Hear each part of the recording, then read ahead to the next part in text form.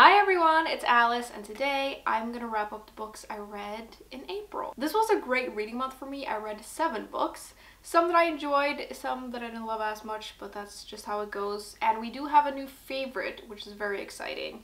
And we should probably just get into it because I have a lot to talk about and a lot of thoughts to share. The first book that I read was Voyage of the Damned by Frances White, which is a fantasy mystery novel, and it's about these 12 heirs to 12 provinces in this magical land who are going on this ship journey to a sacred mountain. And they all have magical abilities, and that's how they become heirs, like it's passed through from their parents, and whichever child ends up with the magical ability is the one that becomes heir. And they're going on this journey together, and it's only the 12 of them on this ship.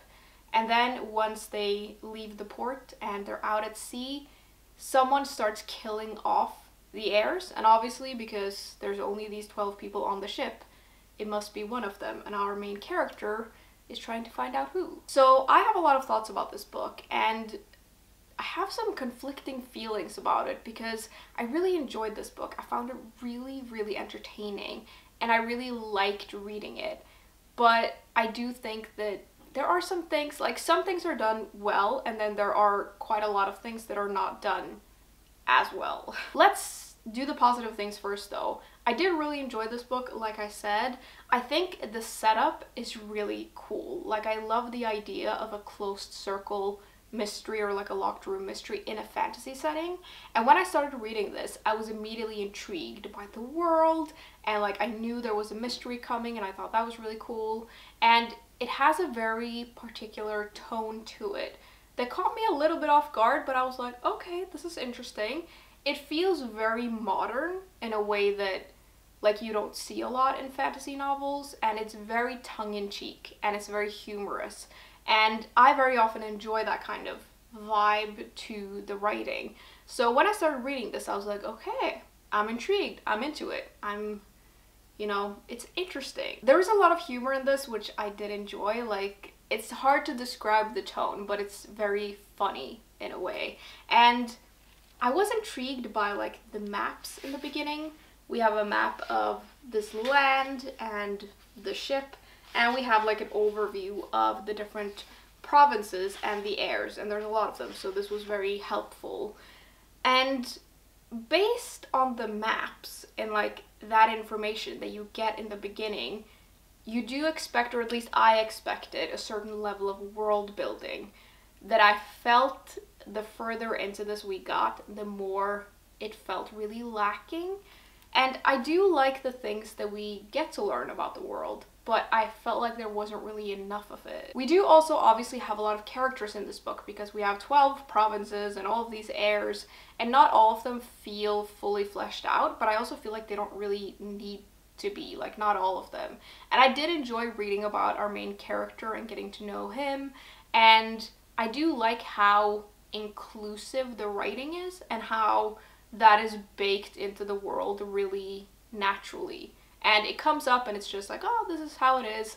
And I did really like that. I like when sort of fantasy novels and stuff just bake it into the world. I think that's a cool thing to do. I do also just love a closed circle mystery. And I think the thing that's really fun about this is that because it is a fantasy novel and we have magic in here, it opens up for more possibilities about what's going on. And like, when I thought I knew what was going on, I didn't. And we got all of these different kinds of twists because of it, which I just really liked. Like, it's a cool twist on the classic closed circle mystery. I feel like what happened to me with this though is that obviously in the beginning of this, you're introduced to all of the characters and you're introduced to the world and all of that. And then you have an expectation that things are going to get more fleshed out as you go, and you're going to delve deeper into the characters and learn more about this world. And I felt like we never really got there. We just stayed at the same level throughout the whole thing. And the thing that got amped up was the tongue-in-cheek tone. And I feel like the further into this I got, it sort of amped up, and it just got to be a little bit too much. And it's a little bit difficult to explain why I liked it so much in the beginning, and not so much towards the end. I felt like it lost me a little bit. But I think when you keep that kind of tone throughout the whole thing, even sort of in the serious parts, it just feels kind of melodramatic. And for me, this also feels like it does that thing where everything is up here all the time, and when everything is up here, nothing is. Like, if everything is dramatic, nothing is dramatic. And I felt like the story was flat because of that, and it should have been a little bit more wavy, I guess. It's difficult to explain, but I actually found the tone of it to get a little bit annoying towards the end, because it was just, I don't know, it was just a little much. All of that being said though, I did fly through this. I read this whole book in like 3 days, which to me is flying through it when it's such a chunky book. And it is probably a little bit too long, but the thing that makes me feel conflicted is that I really enjoyed it. There's something really compulsive about it, and I wanted to keep reading, even though I was noticing all of these things, and I felt like it was kind of lacking. I also sort of couldn't stop reading it, which is a good sign, but I also felt sort of relieved when it was over.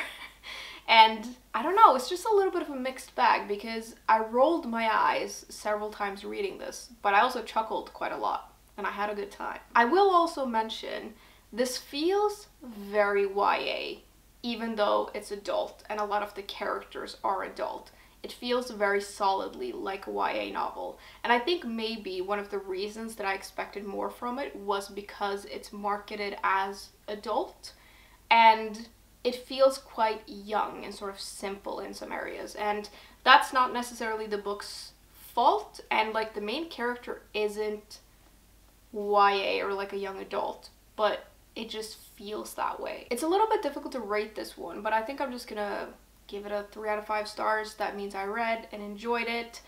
I don't really know who I would recommend this book to because the tone is so particular, but I think if you give the first chapter a go, you sort of get a sense of it, and if you're into it, you might enjoy it, and if you're not, you're probably not gonna like it, because that is, like, there's a lot of that tone in it. And I wouldn't recommend this if you want like a mind-blowing mystery or like an amazing fantasy novel, but if you want something that's just fun and entertaining and a little bit magical, I would say this is worth it. The second book that I read was The Woman in the Library by Sulari Gentill, and this is a mystery novel, and it has a lot of layers to it. We have 4 characters who are brought together by a murder, but then also one of those characters is working on a manuscript, and so we have like a book within a book situation, and she's also sending this manuscript to this person who is giving her feedback on it. So we have all of these things going on at the same time, and there is a murder at the core of this book. This was an interesting one and a little bit different from a lot of other mystery novels that I've read. I do really like that book within a book situation, so I enjoyed that, and I like a closed circle mystery where only a certain amount of people could have done it.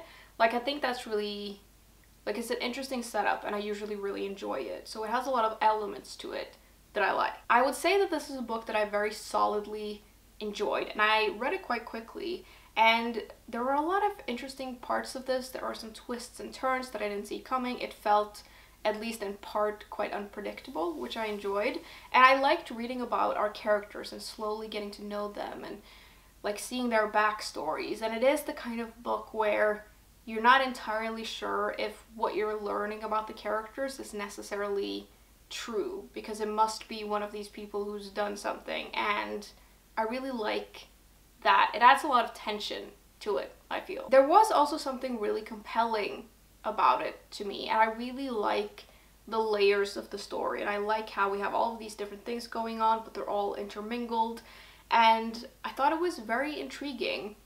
However, I am a little bit disappointed with how it ended. The way that the manuscript part and the mystery part like wrapped up, it was fine. It wasn't like mind-blowing or anything, but it was fine. But the thing that really disappointed me is that we have this thing going on where this person is sending the manuscript to this other person who is like sending feedback, and there's a lot of building of tension with that, and I felt like it just sort of, it got to the end and it was like, okay, that was what that was, And then that was kind of it. And I felt like there was so much more potential to that we didn't really get to explore. I also think now that it's been a while since I finished this, it feels like it's not really sticking with me that much. To be honest, I don't remember that much of the story except the anticlimactic ending, and that was a little bit disappointing. And so for me, this is one of those books where I read it, I enjoyed it, I'm glad I read it, but that's kind of it. I would say that this is like a 3 out of 5 star read. I do think a lot of people would like it because it has a lot of interesting stuff in it, and I do like the layers of it, but it is maybe a little bit forgettable. It's not standing out to me as like an amazing mystery novel, but I read it, enjoyed it, 3 out of 5 stars. After that though, I picked up Days at the Morasaki Bookshop by Satoshi Yagisawa. And this is a translated book. It's translated from Japanese and it's like contemporary fiction. And we're following a main character who finds out that her boyfriend of 2 years is marrying someone else. And she, like, they work in the same workplace and she just can't stand staying there. So she quits her job and she's sort of lacking in options of what to do. And so her uncle offers her to live rent-free above his bookshop. And because she doesn't really have a lot of other options, she goes and she finds herself in a completely different world. This was a very charming book and it has that kind of woman in her 20s that's lost trope to it, which I really enjoy. And I do also love the setting of a bookshop, and especially this bookshop. And especially because this bookshop is set in this, it almost feels like a little village of bookshops, and like that whole setting I thought was amazing. It's a story about healing and moving on and sort of finding your path in life and getting through sadness in a way. But it's also about books and what reading can do for your life, and it's that kind of mix of heartwarming and a little bit sad that I really like, and I just really enjoyed it. We're mostly following the main character in here, obviously, but we're also, as we go along, we're introduced to some other characters and we get to learn about their lives as well, which I thought was really interesting. The story sort of pivots a little bit to their lives as well, and I really like the characters we meet in here. Like, I just loved reading about them. I also, again, I just love the setting. I think the setting is excellent, and we get to see some different settings and all of them are just amazing. Like, the vibe is just fantastic. It is a quiet book in a lot of ways. It has a slowness to it that feels deliberate, and it's also like a slowness that you do find in a lot of sort of Japanese contemporary novels like this. And I just really like them, so it's no surprise that I liked this. And I would also recommend it to people who like these kinds of books. If you don't like slow stories though, where like stuff happens but not that much, you're not gonna like it. And it is very much the kind of book that doesn't drag you along the story. It just very like gently takes your hand and leads you through it. And it's sort of relaxing, but also you get really invested, or at least I do, and I just really liked it. I gave it a 4 out of 5 stars, very solid, and yeah, I would really recommend it if you like these kinds of books. Moving on, I read a non-fiction book. I read The Stranger in the Woods by Michael Finkel, and this is a biography about a man who in 1986 went out into the woods to live alone, and he didn't come out for 27 years. And when he comes out, he only comes out because he's caught by the police for stealing, because that's basically how he sort of sustained his life alone outside in the woods, was to steal from other people. And by the time they caught him, he had done like over 1,000 thefts. I remember I heard about this book when it first came out, and I was immediately intrigued because it's just such a fascinating story that someone went into like the woods and stayed there for that long alone. And like, this guy literally didn't talk to anyone for almost 3 decades. Like, that's so interesting. There is a true crime element in this book of all of these thefts and like what that did to the community around where this guy lived, because he broke into a lot of cabins and stole people's stuff to sustain his life, basically. And there is like something about that, obviously, and that's how he came out of his, I don't know, seclusion, if you want to call it that. But it is also just a lot about the idea of a hermit, and just the idea, and like the idea of being alone for that long, and how this guy just, he literally just wanted to be alone. And he was for a really long time. I think the thing that I find really interesting about this, and interesting about stories like this, is that I am an introvert. So there's like a level of like understanding when it comes to certain things, and like wanting to be alone. And it's interesting because now I don't care anymore. Like, I do whatever I want and it's fine. But when I was younger, like, I had a lot of need to be alone, and I needed silence, and a lot of people didn't really understand that. And I remember it used to really bother me that people didn't get it, because it felt so fundamental to me. And obviously this guy is like at the very end of that scale, and that's also interesting. But I just think in stories like these, there's a lot of interesting discussions to be had about wanting to be alone, and loneliness, and what that is, and what society expects of you, and like what it does to you to be alone. And for some people, it's like being alone is very different for different kinds of people, which I just think is interesting. I really liked all of the discussions around that, and the discussions around silence in a very loud world, and it really made me think. It was also very easy to read and very easy to get into, and there was a little bit of like discussions around hermits in general and different kinds of hermits, which I also thought was interesting. The only thing that I didn't like about this though, and I have seen this in some other people's reviews as well, is that there is something about the relationship between the author and this hermit that I just found a little bit like, I don't know how I feel about it. This guy, when he ended up in jail and he was like awaiting his sentence and all of that, he didn't want to talk to anyone. And this author sends him letters and like tries to contact him, and he is just like, he doesn't respond, or he just says like, I don't want to talk to you, I don't want to talk to anyone.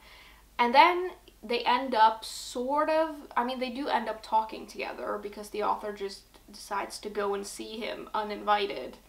And they end up having a sort of like acquaintance-like relationship, and sometimes the guy does say that like it has a benefit to him, but I don't really know how I feel about that, and I don't know how I feel about the fact that it felt like it sort of escalated, because this author gets the story, and the hermit says you can tell it however you want after he told the story. But then the guy like keeps pushing, and like the hermit very specifically says, I don't want to talk to you, I don't want to see you ever again, I want you to leave me alone. Even like after he's told this whole story, he's like, I'm done, leave me alone. And the author like won't quit. And I just felt like it crossed a little bit of a line, and it made me feel a little icky and a little weird. And like, by reading this, I was almost imposing on someone's privacy. And yes, the guy said like, tell my story, but especially towards the end where he's really like, please just leave me alone, the author just doesn't stop. And I really don't like that. Maybe I'm overthinking it, but I felt like it really got a lot towards the end. Like, it got very intense, and I feel a little weird about it. I am glad the story got told though, and that I got to read it, because I do think it's really interesting. So I feel a little bit mixed about it, but especially towards the end, it was very much like, I just thought he should have left it alone. But yeah, maybe it's hard to know where the line is when you're so deep in it. But yeah, it was an interesting book, and yeah, it's an interesting concept, like the idea of a hermit. And it's funny to me because sometimes in my life I will say that I am a hermit, even though I am not a hermit at all. But like in spirit, I feel a little bit like that sometimes. And so I'd love to know what level of hermit you are, if you are a little bit of a hermit. And yeah, very, very interesting. A little bit like mixed about how he got the story, but it was interesting, and I gave it a 4 out of 5 stars. After that though, I picked up a classic. I read The Enchanted April, And this is a story about 4 quite different women who sort of come together when one of them sees an ad for a medieval castle in Italy. And she really wants to go, and she sort of bands together with these other women so that they can afford to go. And they end up going, and they spend some time there. So this is a book that I have been occasionally recommended, and it's one of those books that I've had for a long time, and I've thought, one April I will read it. And I finally did. And I don't want anyone to be upset with me, but I didn't really like it. And I really thought I would. Like, I thought I would love it. And then I just kind of didn't. This is a character-driven story, and it's all about these 4 women and how all of them are sort of dissatisfied in their lives. And they all have different problems, but at their core, there is something, like, they're just not that happy. And we explore that, and we also explore the different relationships that build between these different women, and all of it happens in like a backdrop of Italy, which I will say, that was beautiful. The thing is though, is that I just did not care at all, and I don't really know why, and it doesn't make a lot of sense to me really.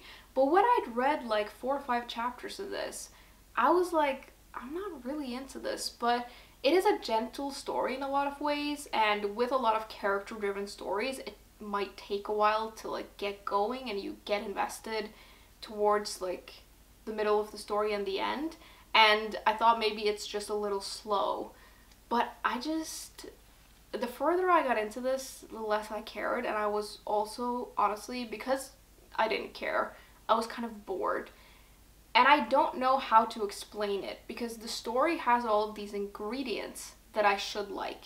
We have a character-driven story, we have 4 female main characters, and we have like a book that is about their interpersonal relationships. Like, that should be like perfect for me, and it's about female friendship, which I love. But I don't know, I just didn't care at all. If I'm gonna be like brutally honest, I was bored out of my mind reading this book, and I almost didn't get through it. And it was a chore to like pick it back up. Honestly, I should have just DNF'd it, but I'm just really bad at DNFing books. And I also think I had this hope that I would end up enjoying it, because a lot of people love this book and find it really charming. And I just feel like it's one of those books that I should have loved, and that I just didn't. And maybe I did go into it with high expectations, but I don't know, this just wasn't for me, and I'm really sad about it. Maybe don't take my word for it, because I know a lot of people really, really like this book, and there was just something about it that didn't like work for me. Maybe I just wasn't in the mood for it. I don't know, but occasionally you read books that you think you're gonna love, and it just ends up not being for you. But yeah, I don't really know what to rate this. I guess maybe 2 out of 5 stars. That feels kind of harsh, but for me this just didn't hit. But yeah, a lot of people really like this book, so it might just be me. Second to last, I read something a little bit different, and a book with a very beautiful cover. This is by Ash, Oak, and Thorn by Melissa Harrison, and this is a middle grade fantasy adventure book, and it's about these 3 ancient beings who awaken from their winter hibernation to find their home destroyed. And this leads them to go on this adventure to find more of their kind. This is a really sweet book, and I feel like the cover design really gives off the right vibe, because there's a lot of nature in here, there's animals, and then of course there's these 3 creatures that are our 3 main characters that we're following throughout the whole book. Like I mentioned, this is a middle grade book, and it definitely feels like that. And I feel like sometimes you read these kinds of books and they're also like great for adults, and you read it as an adult and you get a lot from it. I don't necessarily feel like this is that kind of book. It's quite simple, and it does delve into some topics, but not very deeply, and it's not the kind of book where if you read it as an adult you'll get that much more out of it, if it makes sense. But for what it was very sweet and very enjoyable. I do really like the 3 characters that we're following throughout this, and their friendships between them, and sort of their banter a little bit. I also really like that each chapter and each like section is illustrated. So even though it's not like that important, it adds a nice little touch to the book that feels very charming, and it's very sweet and cute. To be honest though, I don't really have that much more to say about it than that. I feel like this would be a great book for its intended audience, like kids. I think it's a very sweet, charming book. It has some interesting themes to it, and it was a nice little break for me, and I read it and I enjoyed it, and I'd say I would give it like a 3 out of 5 stars. It is maybe a little bit forgettable, but very, very cute. Lastly, I read The Color Purple by Alice Walker. This is a classic, it's historical fiction, and it's an epistolary novel about these two sisters who are separated as girls, and they end up with quite different lives. They take very different paths, and we read these letters that span over several decades. It's a little bit difficult to go into what it's about without giving it away, but it's basically about these two sisters, and it's set in like the early 1900s. So the most observant among you might be thinking, I didn't know you had that book. I've never seen that on your shelves. And you would be right, because the thing that happened with this book is that I was meeting a friend downtown and she was running late, and I was like, I need to kill some time and I'm gonna go to a bookstore. I'm not gonna buy anything, but I'm gonna go just to look, which is a lie I tell myself all the time. But I went to this bookshop and I looked around a little bit and I saw this book, and it's a book that I have heard of but I didn't really know much about. So I picked it up and I stood by the shelf and I started reading a little bit. And I stood there for almost half an hour just reading this book by this bookshelf. And when I sort of realized, I was like, oh, I gotta go meet my friend. And I'm like pretty far into this book and I'm loving it, so I'm just gonna have to get it. Now, I don't know where the hell I've been, but how have I not read this book sooner? Because it's literally perfect for me. Like, this is the kind of book that if I had known a little bit more about it, I would have immediately been like, oh my god, I gotta read that. But I don't know, I've just heard of this title and I didn't really know that much about it. Which actually, now that I'm thinking of it, was maybe a good thing, because I went into this not thinking a lot, except that I'd heard that it was good, and so I didn't have a lot of expectations, and it just sucked me right in. And to be honest, it blew me away a little bit.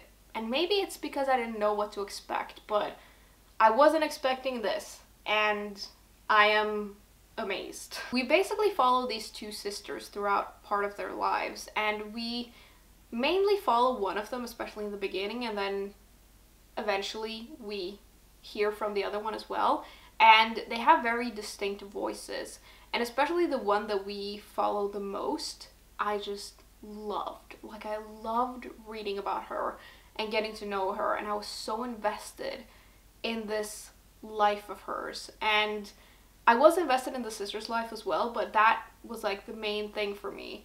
And I just loved reading about her and seeing her develop throughout the story, and I just was so invested. Like, immediately I just loved her. There is a lot of tragedy and heartbreak in this book and some really difficult parts, but it is a story of resilience. And it's one of those stories where at least I ended up really rooting for the characters, and I just wanted them to end up in a better place, and I loved the journey of it. It is funny though, with books, at least for me, when I read a book and I end up loving it, I have such a hard time explaining why I love it so much, but it was just amazing and it completely blew me away, and I wish that I could summarize how it made me feel, but it made me feel a lot, and it made me feel so invested, and like I really, really cared, and it felt real. The narrative style, the characters, the settings, and the journey that the characters go on, I just absolutely loved every single bit of it. There is a lot of depth to this as well, and it really made me think and feel. And I will say there is quite a lot of violence in this book, so be aware of that, and it's quite brutal in parts, but it felt like it was just a part of the story, and it was a little bit shocking in parts, but I didn't feel like it was there just to shock you. Like, it was a natural part of the story, which is unfortunate for the characters, but it's interesting. And I can't say enough good things about this. I just absolutely loved it. It blew me away. 5 out of 5 stars. It's one of my favorite books that I have read this year. And when it's not that long since I finished it, but it feels like one of those books that's really going to stick with me, and it might end up being one of my all-time favorites. I know I'm going to reread this book at some point, and I'm sure it's going to be maybe even better on a reread. And yeah, loved it. Would highly, highly recommend. We're ending the video on a high note with this for sure, but that was the last book that I finished. Those were all the books that I read in April, and I would love to know what you all have been reading lately and what you thought. And yeah, as always, thank you very much for hanging out with me today, and I will see you soon. Bye!